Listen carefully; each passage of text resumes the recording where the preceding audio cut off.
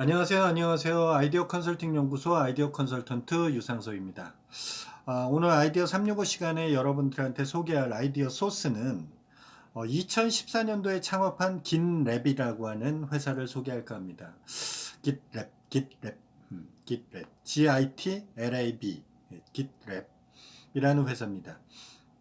이 회사는 그 250명 직원들이 39개국으로 나눠져서 있는데 흩어져 있대요.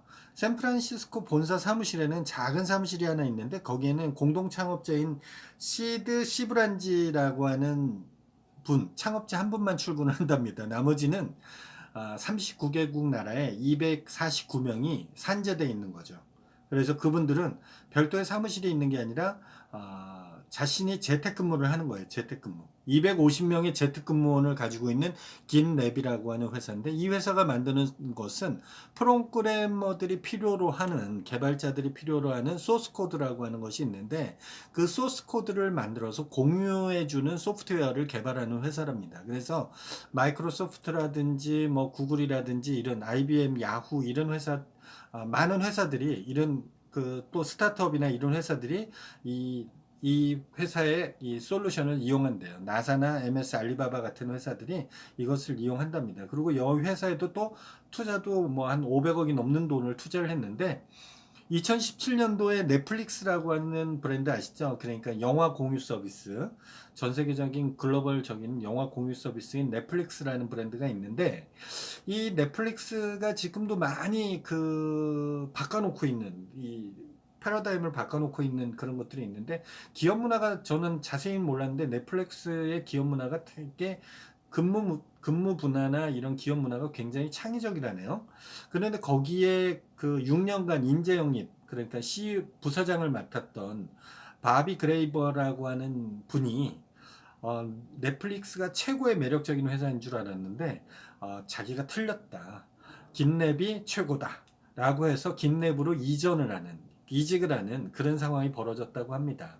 그러니까 한마디로 250명이 재택근무를 하고 있는 그런 거예요. 그런데 실제로 저는 다수의 사업을 개인적으로 실패를 하고 했기 때문에 이미 실리콘밸리에서 변화하고 있는 것에 대해서 제가 너무 앞선다 뭐 이런 것차원은 아니라, 실패를 해보면 알게 돼요. 그래서 저는 그거에 대해서 줄이자라는 생각을 가지고 있는 사람입니다. 그래서 저는 지금도 공동 창업자가 계신데, 어떻게 보면 그 창업을 하기 위해서 자금이 없으면 시드머니를 그러니까 빌려오는 형태를 취하게 되는데 우린 빌리지 말자. 하나씩 하나씩 성장시키자라고 했고 그 다음에 굳이 사무실을 만들지 말자. 굳이 사무실을 만들면 사무실의 직원들이 고정적으로 근무 형태를 가져야 되니까 한국 같은 경우에 8시간의 주 5일제 근무를 해야 되니 그 시간을 좀 더 효율적으로 쓰는 부분을 해서 우리 이왕이면 재택근무를 하자. 그래서 한 달에 한두 번씩만 미팅을 하는 과정을 하자. 그런데 지금 이 긴랩이라는 회사가 그렇게 하는 거예요. 그렇게 해서 실리콘밸리에서도 투자자들이나 재택근무를 하는 것은 바람직하지 않다. 그건 회사가 아니다라고 했는데 요즘 실리콘밸리에서도 문화가 많이 바뀌었다네요. 그래갖고 재택근무를 하더라도 벤처 캐피탈들이 그 회사들을 많이 인정해주는 그런 형태로 간대요. 그리고 실리콘밸리에 또 임대료가 무지 비싸답니다. 거기 물가가 무지 비싸다는 얘기는 많이 알고 있었는데 많이 비싸대요.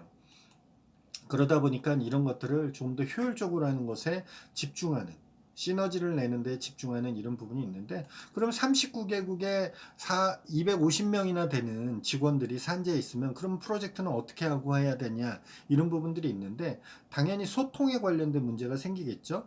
저번에 소통에 관련된 이야기를 했을 때도 제가 몇 가지 아이템을 이야기했죠.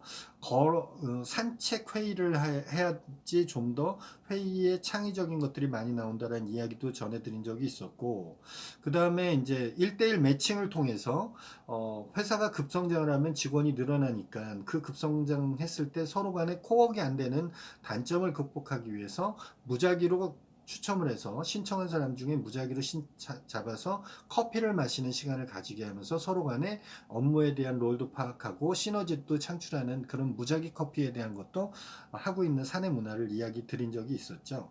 여기서도 마찬가지로 긴 랩도 1000페이지가 넘는 핸드북이 있답니다. 그래서 이 회사에 채용이 되면 일단 핸드북 먼저 간대요. 핸드북이 매뉴얼북이죠. 매뉴얼북이 가서 이 긴랩 핸드북이라는 것이 있는데 이 회사에서 이루어지는 모든 회사의 철학서부터 인사법까지 관련된 것들까지, 왜냐면 온라인상으로 메일이라든지 채팅이라든지 화상통화라든지 통화라든지 이런 것으로만 업무의 코어가 이루어지기 때문에 그런 것에 대한 기본적인 나라의 문화도 틀리고 하니까 이것을 긴랩의 문화인 회사 철학을 인지시키는 것을 이용하는 매뉴얼북으로 이용을 한대요. 그래서 채용이 되면 그 긴랩북에 핸드북에는 기본적인 문서를 작성하는 방법, 뭐 문장 같은 경우는 대문자를 쓰지 않고 소리 지르는 느낌이 들기 때문에 그런답니다. 그 다음에 오늘 아침 오늘 밤 같은 표현을 쓰지 않고, 그거는 39개국이 이제 각기 다른 적인데 시차가 있다 보니까 예를 들어 오늘 좋은 아침입니다 이렇게 이야기를 했는데 저쪽엔 밤이 될 수 있다는 거죠. 그래서 그런 것에 대한 시간대, 근무 시간대에 틀리기 때문에 그런 표현을 하지 않는다는 거. 아주 사소한 거지만 그런 것을 그 소속원들에 대한 것을 전부 인정해 주는 문화가 있다라는 걸 느낄 수 있네요.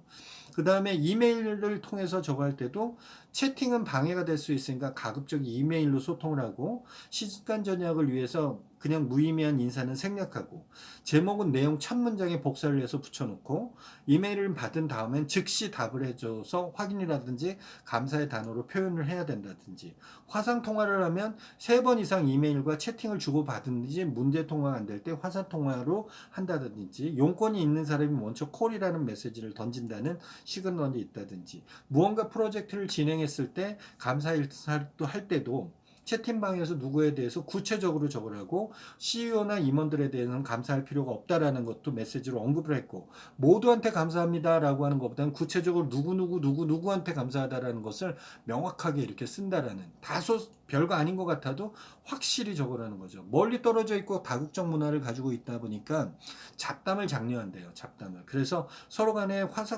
이렇게 코업을 해야 되는 이런 부분이 있기 때문에 서로 간에 꼭 업무적인 일이 아니더라도 화상통화나 이런 것을 통해서 집안에서 키우고 있는 반려견이나 반려묘에 대한 이야기도 나누게 되고, 그 다음에 아이에 대한 문제, 자신의 문제점에 대한 이야기들도 이렇게 잡담을 통해서 편해지게끔 한답니다. 그 다음에 회사가 일부러 30분 동안 이 가상 휴식 시간을 만들어서 소스를 만들고 있는 프로그래머들을 1대1로 매칭을 시켜서 둘이 화상통화나 통화를 하실 수 있게끔 만들어준다든지, 이것을 챗봇이 무작위로 직원들을 뽑아서 이렇게 의무적으로 이렇게 하게 해서 서로 소통을 하게끔 한답니다. 그 다음에 팀콜이라고 해서 매일 주제가 달라서 그 주제를 각기 관심 있는 사람들이 거기에 화상 채팅으로 참여를 해서 서로 간에 커뮤니케이션을 할 수 있는 하고, 이 회사는 39개국으로 나눠져 있기 때문에 9개월에 한 번씩 해외 어디 나라를 딱 정해서 휴양지를 정해서 거기에 1년에 매년 2번씩 모이게 된답니다. 그래서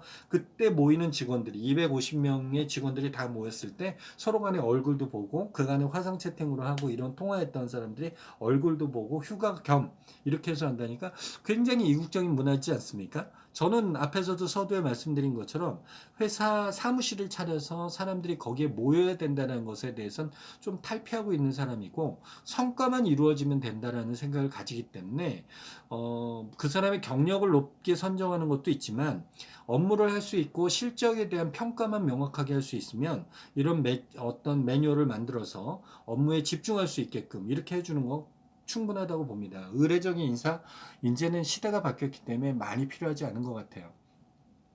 그 사람이 하는 업무 롤에 대해서 서로 간에 공유가 되고 그것에 대해서 성과가 만들어지고 회사는 그거에 대한 매출에 따른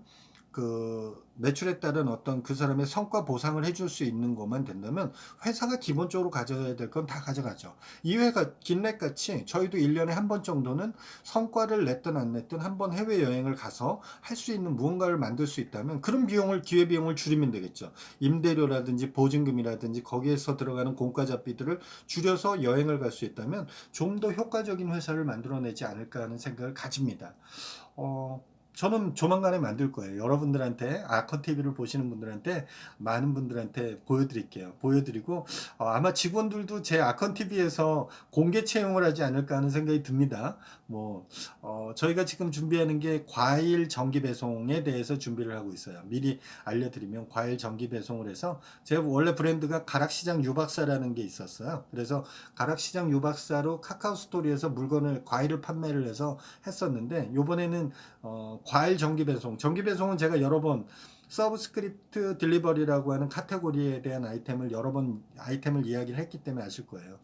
과일을 그 주에 필요한 것을 매주 내지는 15일 단위, 한 달 단위로 소비 패턴에 맞게끔 저희가 그때 산지에서 올라온 과일을 수급해서 한두 가지 과일을 보내는 것이 아니라 그걸 소분을 해서 여러 가지 과일로 해서 패킹을 해서 보내주는 형태를 취하게 되는 겁니다. 그래서 다양한 과일을 좋아하시는 분들이 다양한 과일을 먹어볼 수 있는 그런 방식으로 진행되는 아이템을 저희 회사에서 진행을 할 겁니다. 이거 말고도 여러 가지 뭐 지금 시스템 제로 창업에 대해서 하는 것도 있고 많이 있어요.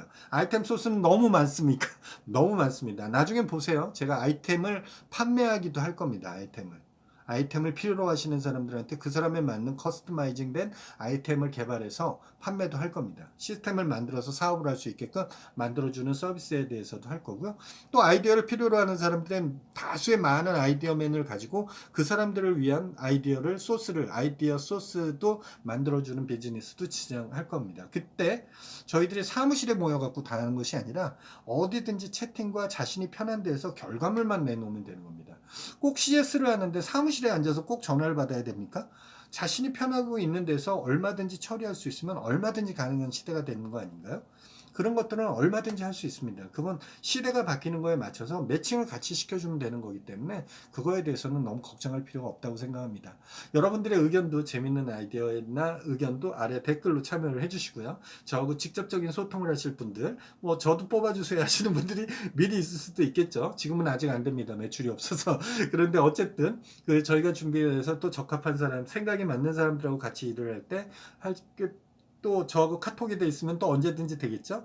카카오톡에서 아이디어 컨설팅 연구소나 아컨 TV를 검색하셔도 친구 맺게 해주시면 되고요. 이 영상이 재밌었으면 좋아요 꾹, 아직까지 구독하지 않으신 분 구독하기 꾹 눌러주십시오. 아이디어 365 코너는 매일매일 아이디어 소스를 가지고 진행된다는 점 아시죠? 내일 이 시간에도 여러분 또 다른 아이디어 소스를 가지고 찾아뵙겠습니다. 내일 뵙겠습니다.